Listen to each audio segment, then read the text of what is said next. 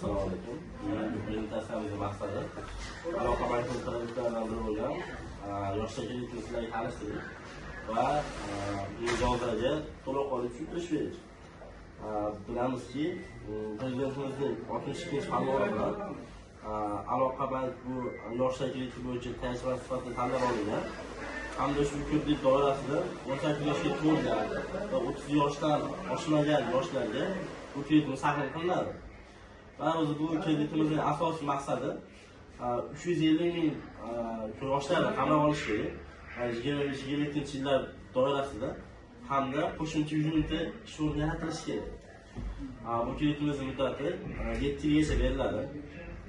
Imtiyozli davrlari bor va albatta bularda tekshiruvlari dastlabki monitoring va oxirgi so'nggi monitoring degan tekshiruvlar bo'ladi. Chunki bu kreditimiz maqsadli kredit hisoblanadi. Agar shu kreditni olishga xohishsizlaring bo'lsa, bemalol o'zlarining yaqin hududdagi aloqa bank shoxobchalariga tashrif buyursalaring, sizlarga yana ham to'laqonliroq ma'lumot berishadi. O'zimiz yordam berishimiz mumkin.